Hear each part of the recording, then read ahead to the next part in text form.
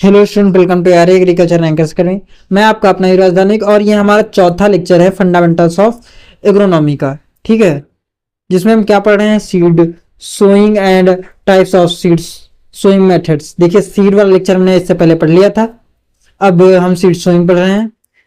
तो सबसे पहले हम बात करते हैं सीड सोइंग क्या होता है, यानी कि बुआई क्या होती है। Sowing is the placing of a specific quantity of seed in the soil for germination and growth।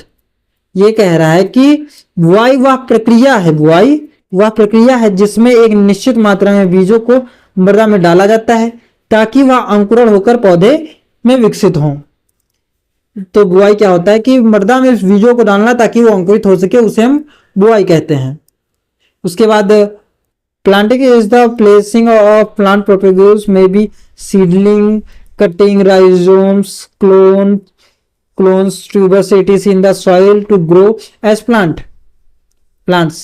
रोपाई वह प्रक्रिया है जिसमें पौधों के संवर्धन, जैसे कि पौधे हो गए छोटे वाले जो सीडलिंग होते हैं, कटिंग, राइजोम्स, क्लोन्स, कंद आदि को मृदा में लगाया जाता है ताकि पौधे के रूप में विकसित हो सकें वो। ठीक है, या फिर कहें तो विकसित किया जा सके। इसके बाद हम बात करते हैं सोइंग मेथड्स की, कि सोइंग मेथड्स क्या होता है और कितने प्रकार के होते हैं। सबसे पहले सोइंग मेथड यानी बुआई की विधियां। Seed are sown either directly in the field और in nurseries from where seedling are later transplanted. Seed को या तो सीधे खेत में बोया जाता है या नर्सरी में बोया जाता है, जहां के बाद में पौधों को मुख्य खेत में रोपा जाता है। देखिए, सबसे पहले जो विधि आती है वो ब्रॉडकास्टिंग मेथड आती है, छिड़कवा विधि, जैसा कि गांव में ज्यादातर यूज की जाती है। इसे scattering of seed on the soil surface manually by machine और फ्रॉम एयरक्राफ्ट, यानी कि बीजों को हाथ से या यंत्रों से या हवाई जहाज के द्वारा मृदा की सतह पर छिड़कना क्या कहलाता है, ब्रॉडकास्टिंग कहलाता है। Quick, simple and cost effective method होता है। ये कैसी विधि है, तो यह तेज, सरल और कम लागत वाली विधि होती है ये। इसके बाद हम बात कर लें इसके डिसएडवांटेज क्या हैं। तो uneven distribution, shallow placement, poor germination, infertility, यानी कि नुकसान क्या है, असमान वितरण होता है, अपर्याप्त गहराई प्राप्त होती है, अंकुरण की असमानता। देखिए, जब आप वो ऐसे हाथ से छिड़क रहे हैं तो कहीं पर कम सीड पड़ेंगे, कहीं पर ज्यादा सीड पड़ेंगे, यानी यूनिफॉर्म असमान रूप से डिस्ट्रीब्यूशन होगा। ठीक है, और सेलो प्लेसमेंट, आप जाहिर बात आप हाथ से छिड़क रहे हैं तो गहराई पर तो जाएंगे नहीं ज्यादा, तो सेलो प्लेसमेंट हो गया, यानी कम अंक। उसके बाद अंकुरण की असमानता कैसे होगी। देखिए, जब सही जगह पर ही नहीं प्लेस हो पाएंगे तो अंकुरण की असमानता तो होगी ही। उसके बाद बात करें suited for small seeded and closely spaced crop. अब इसे का प्रयोग कहाँ कर सकते हैं, यह छोटे बीजों और सघन बोई जाने वाली जो फसलें होती हैं उनके लिए उपयुक्त होती है, जैसे गेहूं हो गया, सरसों हो गया, इनके लिए हम कर सकते हैं ब्रॉडकास्टिंग मेथड का प्रयोग। अब आपसे एग्जाम में पूछा भी जाता है कि मस्टर्ड के सीड बोने के लिए किस मेथड का प्रयोग किया जाता है, तो उसमें ब्रॉडकास्टिंग मेथड का ऑप्शन जो आएगा उसे आप सिलेक्ट करेंगे। ये मेरे जो क्रॉप इंप्रूवमेंट का पेपर होता है फिफ्थ और सिक्स सेमेस्टर में, तो उसमें पूछा गया था।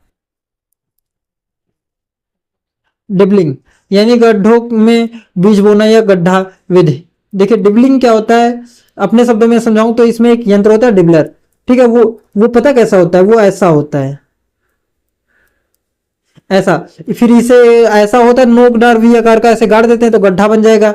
अब गाड़ेंगे तो ऐसा सॉइल में ऐसा ही गड्ढा नहीं बन जाएगा, आप सोचिए। अब इस गड्ढे में यहाँ पर सीड रख देते हैं, फिर ऐसे सॉइल से कवर कर देते हैं, फिर यही बाद में ग्रो हो जाता है। बस यही विधि है डिबलिंग। देखिए, पढ़ के बताता है। Seed are placed in holes at fixed spacing and depth using dibbler, planter और hand। देखिए, ये प्लांटर लिखा है लेकिन आप डिबलर याद रखिए क्योंकि पूछा डिबलर जाता है। बीजों को निश्चित दूरी और गहराई पर गड्ढों में डालना डिबलर या प्लांटर या हाथ से क्या कहलाता है, डिबलिंग कहलाता है। Time consuming and labour intensive but efficiency in seed uses. समय व श्रम साध्य विधि है, लेकिन बीज की खपत कम होती है। देखिए जाहिर सी बात है, आप जब गड्ढे बनाएंगे डिबलर से तो आपको समय लगेगा, ठीक है, और मेहनत भी लगेगी, लेकिन अब आप जान सकते हैं कि इसमें आपको बीज की मात्रा कम यूज करनी पड़ेगी, यानी लागत में कमी आएगी। उसके बाद अगला पॉइंट है इसी का, uniform generation and vigorous seedling, vigorous seedling, यानी समान अंकुरण और बलवान पौधे प्राप्त होते हैं। उसके बाद ड्रिलिंग आ जाता है, यानी कतार में ड्रिलिंग यानी कतार में बीज डालना। Seed are dropped at a defined depth and covered with soil using seed drill और सीड कम फर्टिलाइजर ड्रिल। देखिए सीड कम फर्टिलाइजर ड्रिल आप ऐसे नाम से हो सकते हैं, जिससे सीड भी बो सकते हैं और फर्टिलाइजर भी डाले जाते हैं। ये एक उपकरण होता है, ठीक है, इस प्रकार का। इसमें होता क्या है कि बीजों को निश्चित गहराई पर डालकर मिट्टी से ढका जाता है, जिसके लिए बीज ड्रिल या बीज सह उर्वरक ड्रिल का उपयोग किया जाता है। Other inputs like fertiliser and pesticide can be applied. देखिए ये बता रहा है कि जो ड्रिलिंग वाला जो पॉइंट है ये बता रहा है कि आप इससे साथ में फर्टिलाइजर भी दे सकते हैं और बीज की बुआई भी कर सकते हैं। ओके, उसके बाद अगला पॉइंट है ensure proper spacing, uniform population and deep placement. अब आप कुछ खुद समझ सकते हैं कि जब इस तरह की विधियों का आप प्रयोग कर रहे हैं, जो मशीनरी है, इससे क्या होगा, समान दूरी पर हम बो सकेंगे, एक समान पौधों की संख्या होगी, गहराई भी अच्छे सुनिश्चित कर सकते हैं। इसके बाद अगला पॉइंट जो है, जो अगली विधि है, sowing behind the country plough, हल के पीछे बोना। Seed are dropped manually in the furrowed created by the desi हल। देखिए हल द्वारा बनाए गए भूरे में बीजों को हाथ से डाला जाता है और the next ploughing cover the previously sown seed. अगली हल चलाने पर पहले डाले गए बीज मिट्टी से ढक जाते हैं। मैं समझा देता हूं, जैसे ये चीजें कई बार आप लोगों को समझने में दिक्कत होती है, तो समझिए। जैसे ये खेत है, इसमें क्या किया, एक बार आपने पाटा नहीं, मतलब हल ऐसे ऐसे चलवा दिया पूरे में, ठीक है। अब इसमें फैरो बन जाएंगी, कुछ पंक्तियां बनेंगी, कुछ बनेंगे, तो आप उसके बाद आप ब्रॉडकास्टिंग मेथड का ही यूज करते हुए छिड़क देंगे पीछे, ट्रैक्टर के पीछे पीछे, हल के पीछे पीछे। लेकिन जब आप यहाँ छिड़क देंगे तो क्या होगा, उसके बाद दोबारा से जब वही हल यहां से गुजरेगा तो साथ में वो क्या करेगा कि जो सीड्स है उसे मिट्टी से कवर करते हुआ चला जाएगा। ये विधि ऐसे होती है। Depth is adjust by varying plough furrow depth. जो बुआई की गहराई होती है वो हल की गहराई से नियंत्रित की जाती है कि आप कितना गहरा हल चलाएंगे, वो उस पर निर्भर करेगा। एग्जाम्पल की ground sowing in dryland of Tamil Nadu, जो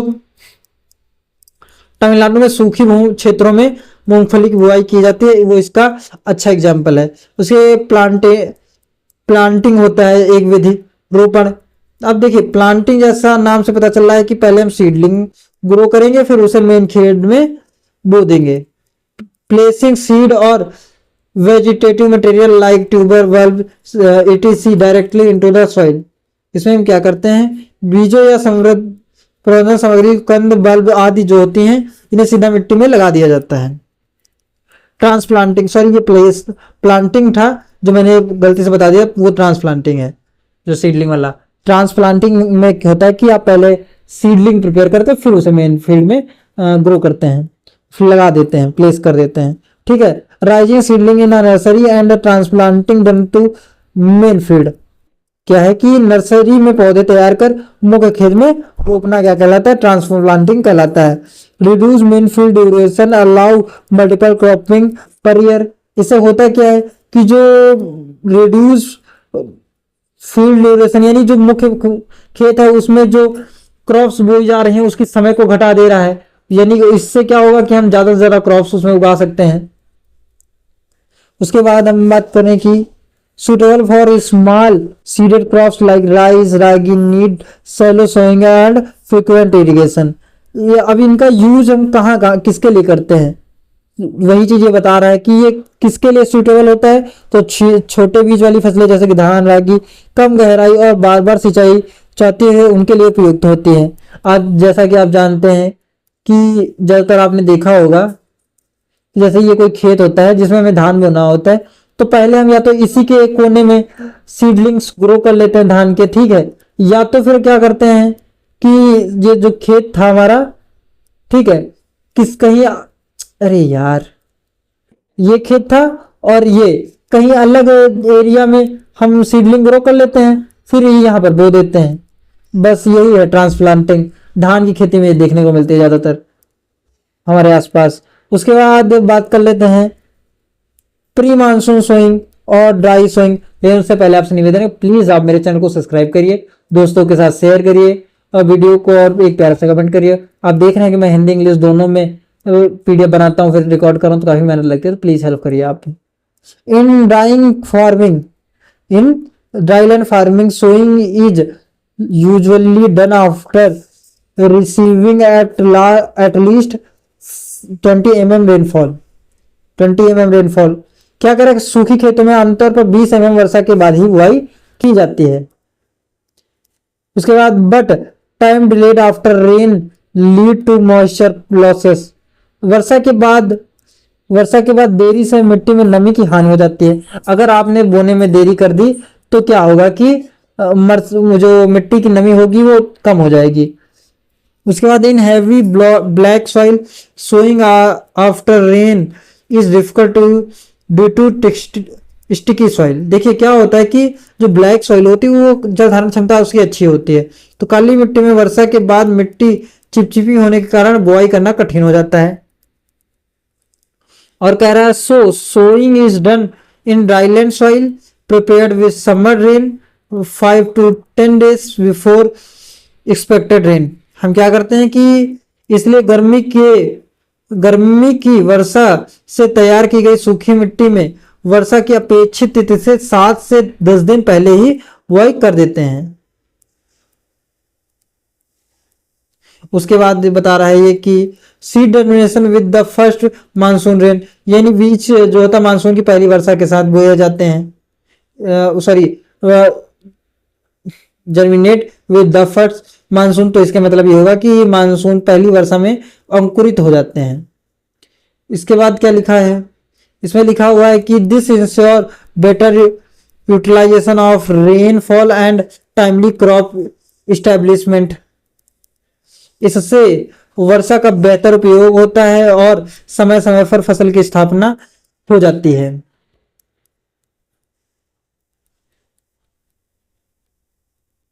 और उसके बाद हम फैक्टर्स की बात कर लेते हैं। Factor involve in sowing management, यानी बुआई के प्रबंधन में कौन कौन से शामिल फैक्टर हैं उनकी बात करेंगे। बुआई प्रबंधन के कारकों को 2 मुख्य वर्गों में विभाजित किया जा सकता है, यानी ब्रॉडली क्लासीफाई हम 2 ग्रुप्स में कर सकते हैं। पहला जो ग्रुप होता है वो है मैकेनिकल फैक्टर्स। क्या है मैकेनिकल फैक्टर, यानी यांत्रिक कारक। This include physical and soil related aspect that influence seed germination and seed establishment। क्या है सीड एस्टेब्लिशमेंट, यानी भौतिक और मिट्टी से संबंधित पहलू शामिल होते हैं इस मैकेनिकल फैक्टर में, यानी यांत्रिक कारकों में, जो कि बीज अंकुरण और पौधे की स्थापना को प्रभावित करते हैं। तो एक एक करके बात करते हैं कि मैकेनिकल फैक्टर्स में कौन कौन से फैक्टर्स हैं आते हैं। तो पहला जो फैक्टर आ जाता है इसी में आता है सीड साइज एंड वेट, यानी बीज का आकार और वजन। Heavy and bold seed produce more vigorous seedling. अब क्या होता है कि जो भारी और मोटे बीज होते हैं अधिक सशक्त और अंकुरण अंकुर उत्पन्न करते हैं। अगर सीड अच्छा होगा तो अच्छे अंकुर उत्पन्न करेगा, ये कहने का मतलब है इसका। उसके बाद fertiliser of application to broad seed support stronger seedling growth. मोटे बीजों को उर्वरक देने से अंकुरण अधिक सशक्त हो जाता है। अगर बीज अच्छा है और मोटे बीज वाला है, ठीक है, तो उसे अगर हम फर्टिलाइजर दे देंगे तो वो और अच्छा हो जाएगा, और दुर्बल को हम देंगे तो वहां थोड़ा अच्छा हो जाएगा, लेकिन मोटे की अपेक्षाकृत नहीं, जो अच्छा सीड है उसकी अपेक्षाकृत नहीं। उसके बाद डेप्थ ऑफ सोइंग की बात कर लें, यानी सोई बुआई की गहराई क्या होगी। ऑप्टिमम डेप्थ जो होनी चाहिए 2.5 to 3 सेंटीमीटर, यानी कि उपयुक्त गहराई जो होनी चाहिए 2.5 से 3 सेंटीमीटर होनी चाहिए। और depends on seed size and soil moisture. अब ये निर्भर की भी करती है कि सॉइल का आकार और मिट्टी की में नमी पर निर्भर करती है, यानी कि इस आकार कितना है और मिट्टी में नमी कितनी हो रखी है, उस हिसाब से हम गहराई का चयन करेंगे। उसके बाद बता रहा है कि deeper sowing ensure survival in dry areas but delay emergence. अब क्या होता है कि अगर हम अधिक गहराई पे बुआई से क्या होता है कि अंकुरण में देरी तो होती है, लेकिन जो सूखे एरियाज होते हैं जीवन जीवन बचता है। यानी ड्राई एरिया जो होते हैं जहाँ पर मॉइस्चर की जरूरत पड़ती है, उन्हें गहरे में बोएंगे तो पानी की अवेलेबिलिटी होती है थोड़ा नीचे, तो वो जल्दी ग्रो कर सकते हैं, लेकिन इससे क्या होगा, देरी हो जाती है जर्मिनेट होने में, यानी अंकुरित होने में। उसके बाद हम फिजिकल मैकेनिकल फैक्टर्स में ही अगला पॉइंट जो हमारा है वो है कि इमरजेंस हैबिट, अंकुरण की प्रवृत्ति। अब आप खुद जानते हैं कि hypogeal seedling can emerge from deeper layer than epigeal seedling. अब क्या होता है कि जो हाइपोजियल पौधे के अंकुरण एपिकल की तुलना में अधिक गहराई से भी निकल जाते हैं। अब हाइपोजियल, देखिए इसके कहने का मतलब यह है कि हाइपोजियल जो सीड होते हैं उन्हें आप चाहे जितना गहराई में बो दें, वो एपिकल सीड से पहले निकल आते हैं, मतलब ये बात है। उसके बाद सीड बेड टेक्सचर, बीज क्यारी की बनावट कैसी, इस पर भी निर्भर करती है। Should prevent crusting, ensure good aeration. क्या बता रहा है कि मिट्टी में परत जमने से बचाव हो और हवा का संचार होना चाहिए, ये फैक्टर्स भी प्रभावित करते हैं। वेरी फाइन सॉइल में not hold water and temperature well. अगर बहुत ज्यादा महीन मिट्टी है तो वो टेम्परेचर और नमी को बनाए रखने में सक्षम नहीं होती है। इसके बाद हम बात करेंगे सीड सॉइल कांटेक्ट की, बीज और मिट्टी के संपर्क, यानी close contact is essential for water observation. अब जैसा कि आप जानते हैं कि पानी का अवशोषण के लिए मिट्टी से निकट संपर्क होना चाहिए। जो पहले क्या होता है, बीज जो पानी को सूंघता है, फिर एम्ब्रियो से सीडलिंग निकलना चालू होता है, ठीक है, इसलिए मिट्टी और प्लांट का संपर्क होना आवश्यक हो जाता है। उसके बाद बीजों के चारों ओर मिट्टी दबाने से सबके सुधार होता है, यानी कि forming soil around seed improves contact. Sorry, ये कह रहा था कि संपर्क सुधारने में मदद मिलती है। वो थोड़ा लाइन थी तो सही से नहीं पढ़ पाया था, शायद इस कारण संपर्क सुधारने में सहायता मिलती है।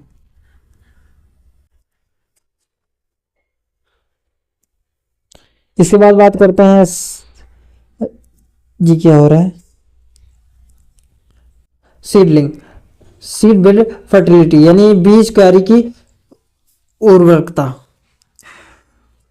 क्या होता है, tillering crops like rice, ragi sown thinly on fertile soil. क्या बता रहा है कि टिलरिंग फसलें जैसे कि धान, रागी उर्वरक भूमि पर पतले बीजारोपण की आवश्यकता होती है, यानी कि दूर दूर लगाने पड़ते हैं हमें पौधों को।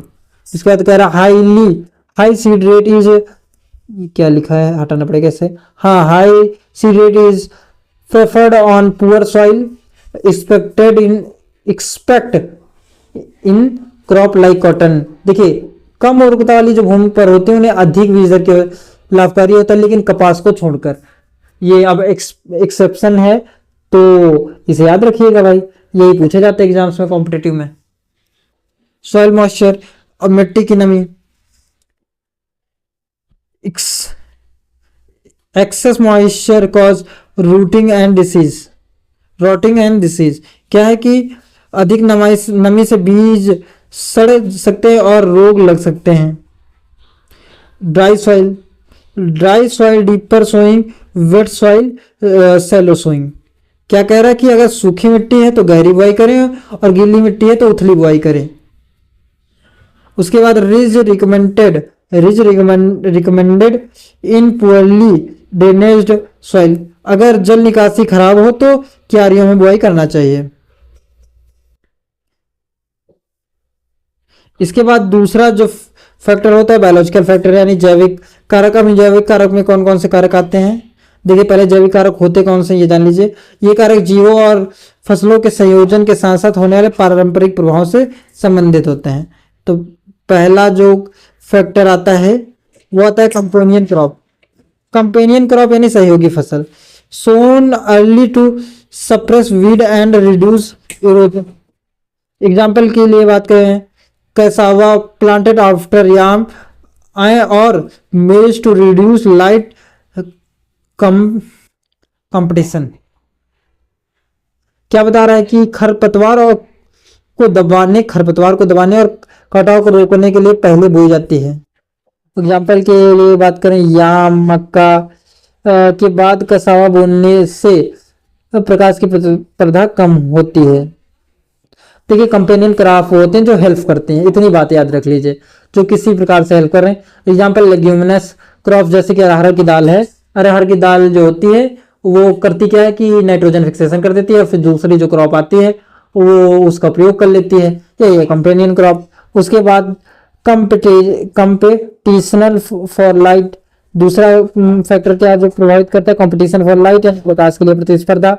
Optimal spacing, minimise high competition in mixed cropping. देखिए मिक्स क्रॉपिंग पहला तो जान लीजिए क्या होता है, एक साथ कई फसलों को बिना किसी अनुपात में बो देना। जैसे ये कोई खेत है, इसमें हमने क्या किया, बीज वीड गेहूं के और सरसों के बीज लिए और ऐसे ऐसे बिखरा दिए, मैंने बो दिए। इसका कोई अनुपात नहीं है, कहीं पर मस्टर्ड हुआ कहीं पर वीट हुआ, ठीक है, इसे मिक्स्ड क्रॉपिंग कहते हैं। तो इससे होता है कि मिश्रित फसल प्रणाली में उचित दूरी रखने से प्रकाश के लिए प्रतिस्पर्धा कम हो जाती है। अगर ज्यादा दूरी कम है तो जाहिर सी बात प्रकाश कम पड़ेगा, क्योंकि आप जानते हैं कि सरसों के बीज पौधे लंबे हो जाते हैं और पास पास होंगे तो गेहूं के सीड्स को बीज पौधों को दबा देंगे, सप्रेस कर देंगे, उन तक प्रकाश पहुंच ही नहीं पाएगा। इसके बाद बात करते हैं सॉइल माइक्रो ऑर्गेनिज्म की, यानी मिट्टी के सूक्ष्म should favour seed germination and hot farm seed and और सीडलिंग्स। सूक्ष्म जीव बीजांकुरण में सहायक होना चाहिए और बीजों और अंकुरों की हानि नहीं होनी चाहिए। जो माइक्रोब्स हों ऐसा ना हो नुकसान पहुंचाएं, लाभकारी होने चाहिए, इसका मतलब ये होता है। इसके बाद अगला लेक्चर हमारा जो है सीड डोरमेंसी पर है। आप चैनल को सब्सक्राइब करिएगा। धन्यवाद।